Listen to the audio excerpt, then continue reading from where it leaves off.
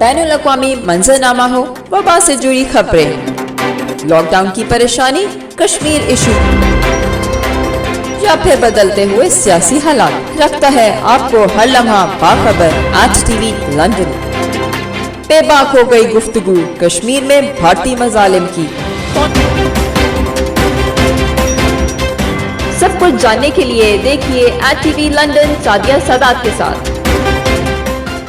PMLN, PMLN got nothing to do with it। Judiciary ने एक फैसला किया, उस फैसले का वो जवाब दे सकते हैं, लेकिन रिकॉर्डिक हम तो उसकी रेजोल्यूशन के लिए कोशिश करते रहे। हम उसकी भी और कारके की भी जो रेंटल पावर प्रोजेक्ट्स थे पीपल्स पार्टी के जमाने में, और जिसके ऊपर हमें $1.2 बिलियन के डैमेजेस और इंटरनेशनल जो है आर्बिट्रेशन में पड़ रहे थे, वो हम उसके लिए काम करते रहे हैं। मेरी बातें होती रही हैं, नेशनल सिक्योरिटी कमेटी में हम बातें करते रहे हैं। हम एजेंसीज को और जो रेलेवेंट अदारे को कहते रहे कि पकड़े इसका वो सबूत पकड़े कि जिसमें अगर आपका इंटरनेशनल फोरम के ऊपर अगर आप ये साबित कर दें कि उसमें ट्रांसपेरेंसी नहीं थी और कुछ इरेगुलर चीजें थी, तो वो फिर वो केस खत्म हो जाता है। ठीक है। ये 1.2 बिलियन वर्चुअली फाइनल था, जो कि वो हमारी जो काविशें थी वो मटीरियलाइज हुई न्याजी साहब के आने के बाद, और जब उनको दिया तो वो कारके ने अपना केस वापस ले लिया। ठीक है सर, थोड़ी सी एक बात मैं आपसे थोड़े से पूछना चाहूँगी, मासूमाना सवाल, कि क्या जब कोई ऐसे प्रोजेक्ट्स आते हैं पाकिस्तान के अंदर, तो क्या आपके जो फौज है या इदारा, वो भी उसके अंदर उनकी भी इंटरवेंशन होती है? क्या उनको भी कुछ थोड़ा इसका उनके पास इतनी सरहदों की हिफाजत करना और अपनी डिफाइंड टेरिटरी है, वो अपना काम काफी है। हर चीज में उनको लाने की जरूरत नहीं है। लेकिन क्या जो दूसरी फॉरेन डायरेक्ट इन्वेस्टमेंट्स आती हैं, क्या वो उनको बात करती हैं? नहीं, मैं आपको बताता हूँ। जब उनका कोई प्रोजेक्ट होता है, देर प्रोसेस है, हमारा एक सिस्टम है, और वो है executive committee of national economic council, जो प्रोजेक्ट्स को अप्रूव करती है। ठीक है। उसके नीचे प्लानिंग डिवीजन जो है, उसके अंदर CTW भी होती है, वो उसको पोस्टमार्टम करती है। कोई भी प्रोजेक्ट हो, कोई भी प्रोजेक्ट उसका पोस्टमार्टम करती है। जब वो सेटिस्फाई हो जाते हैं रेलेवेंट अदारे के साथ, मिनिस्ट्री के साथ या डिपार्टमेंट के साथ, उनका होती है, फिर वो एक्निक में लाते हैं। फिर हम उसके ऊपर अपनी जो भी काम करना होता है, उसका नॉर्मली फाइनेंस मिनिस्टर हेड होता है। मैं रहा हूँ उसका ऑलमोस्ट 4.5 साल। ठीक है। तो हम फिर उसको अप्रूव करते हैं। तो इसलिए मतलब ये चीज गवर्नमेंट के हवाले होती है और इसमें कोई फौज का अमल दखल नहीं होता? उनका इसमें कोई है नहीं है उनकी नहीं। अगर कोई डिफेंस रिलेटेड है, डिफेंस प्रोडक्शन आएगी उसमें। अगर कोई और कोई प्रोजेक्ट, अगर उनके अपने सब मिनिस्ट्रीज आती हैं, एक्निक जो है वो सिर्फ फेडरल गवर्नमेंट की नहीं है, उसमें सूबे भी हैं, उसमें AJK के भी नुमाइंदे हैं, उसमें फेडरल गवर्नमेंट के भी मिनिस्टर्स हैं। उसको हेड करता है फाइनेंस मिनिस्टर, क्योंकि नेशनल इकोनॉमिक काउंसिल को हेड करता है प्राइम मिनिस्टर, और वो साल में सिर्फ नॉर्मली एक दफा मिलती है या मैक्सिमम 2 दफा मिलती है। तो सारा काम जो है usually executive committee of NEC करती है। तो वो अल्हम्दुलिल्लाह।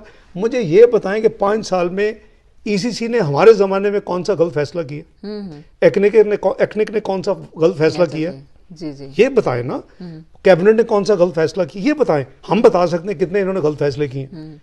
इन्होंने ECC में चीनी मुल्क में सरप्लस है नहीं, चीनी की इजाजत दे दी। 52 रुपए की चीनी 110 रुपए पे चली गई है। ठीक है। तो सर, कोई आप जब अपनी हुकूमत में थे, जब कोई आपसे कोई गलती हुई है जो आप समझते हैं कि ये चीज नहीं होनी चाहिए थी, या ये हमसे बहुत बड़ी गलती हो गई, देखिए हमें नहीं करना चाहिए? इंटेंशनल अल्हम्दुलिल्लाह हमने कोई मुल्क की अमानत को अल्लाह की अमानत समझ के चलाया, और इंटेंशनल अल्हम्दुलिल्लाह जितने फोरम्स मैं आपको गिनवा रहा हूँ, ये नेशनल प्राइसिंग मॉनिटरिंग कमेटी हो, ECC हो, एक्निक हो, जहाँ भी है, मेरे को 50 कमेटीज एट वन टाइम थी।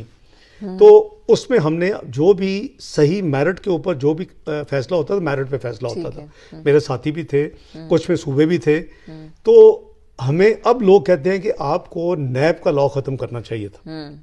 हमें लोग कहते हैं कि आपकी गलती है। शायद जिस तरीके से नैब अपने आप को कंडक्ट कर रहा है, शायद वो ठीक कह रहे हैं, लेकिन हमने उस वक्त इसलिए नहीं किया कि हम समझते थे कि अदारा 18वीं तरमीम में एक हमने आर्टिकल डाला था 10A, due process of law.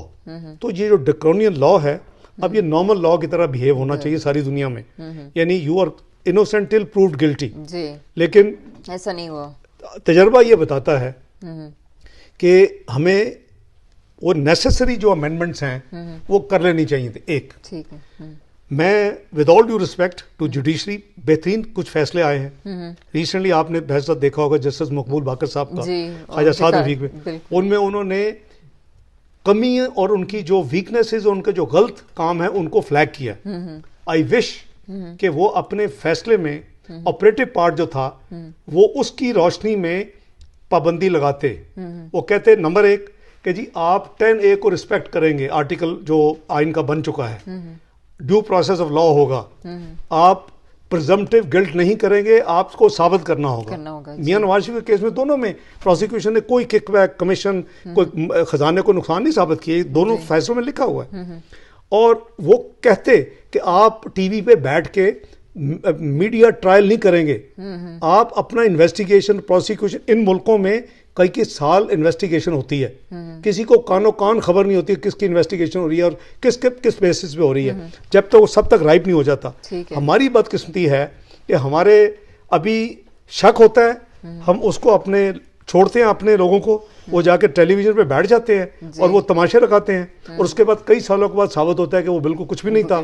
और अगर कोई केस बना भी तो एग्जोनरेट हो जाते हैं, बाइज्जत बरी हो जाते हैं। लेकिन जो उनको आपकी इज्जत, उनका जो आपने नुकसान किया, उसका कौन जिम्मेदार है?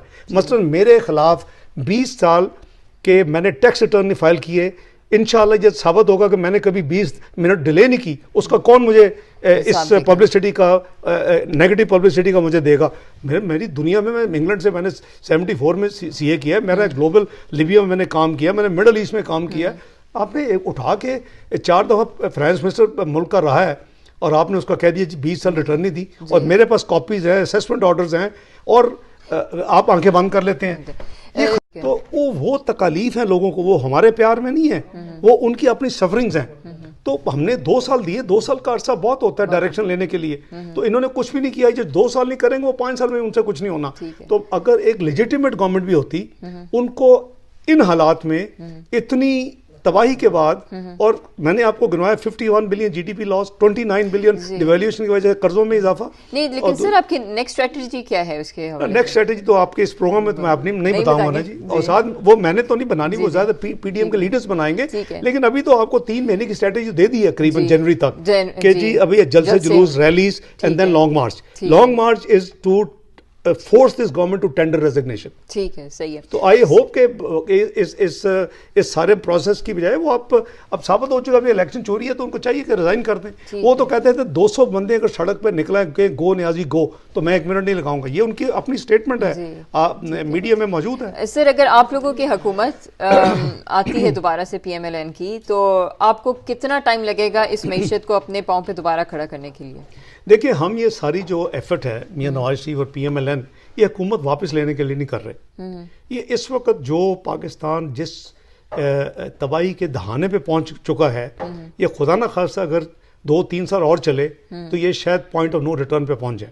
अच्छा, जब हम आए थे 2013 में, आप दुनिया में हमारे साथ अदारों बात करते थे, वो कहते थे आपको 5 से 6 साल लगेंगे to get out of this trap mess. अल्लाह का बहुत शुक्र है कि हमने मेहनत की, दिन रात काम किया, अल्लाह ताला ने बहुत करम किया, अवाम की, कौम की दुआएं थी, तो हम लोएस्ट इन्फ्लेशन पे ले गए, लोएस्ट इंटरेस्ट रेट पे ले गए, हाईएस्ट ग्रोथ पे ले गए, कई सालों में रेवेन्यू डबल कर दिया 5 साल में, स्टॉक मार्केट बेहतरीन साउथ एशिया में हो गई, स्टेबल, मोस्ट स्टेबल करेंसी हो गई। अब वही लोग जब मुझसे बात करते हैं, वो कहते हैं जी जो भी हुकूमत आए नई, उसको 10 से 12 साल लगेंगे। तो अल्लाह करे कि मौजा हो, और वो जितनी जल्दी जैसे आगे हुआ था 3 साल में हो गया था, अल्लाह ताला तो उसी तरह मुल्क बहुत जल्दी हो जाए। जी जी, thank you so much sir, बड़ी मेहरबानी, थैंक यू।